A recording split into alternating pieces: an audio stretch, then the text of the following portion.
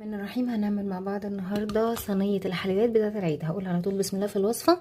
عندي هنا بصله مبشوره، هحط عليها رشه فلفل اسود ورشه ملح،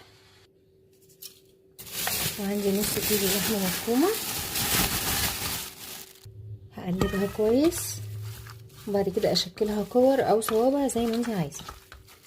عندي هنا طاسه على النار او صينيه فيها فصين مستكه وقطعتين ليا وحته منديل.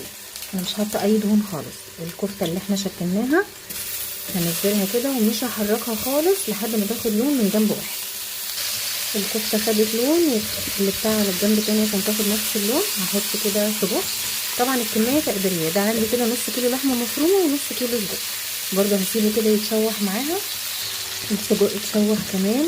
هركن كده في النص، هسيب فتحه احط فيها البصل شرايح. دول بصلتين وعليهم رشه فلفل اسود. هسيبهم كده يتشوحوا ويتبلوا شويه. بعد كده احط بقيه الحاجه. البصل دبل. هنزل بقى بكبده بانيه. مجرد ما الكبده اتشوحت وخدت اللون ده عندي هنزل بمعلقه هريسه وعليها نص معلقه ثوم مفرومه. هسيبهم كده يتشوحوا مع بعض وريحتهم تطلع.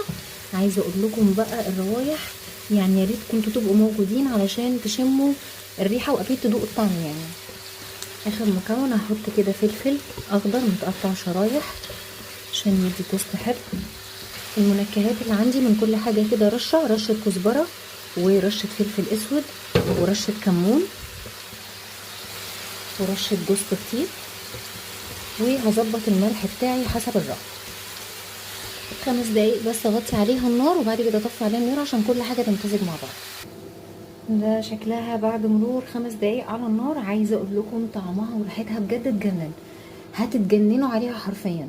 يا ريت تجربوها وتسيبوا لي كومنت رايكم فيها ايه، وما تنسوش تفعلوا الجرس عشان يوصلكم كل جديد. ولو عجبك الفيديو لايك وسبسكرايب وشير، وان شاء الله هنزلكم بوصفات تانية جديده. كل سنه وانتم طيبين.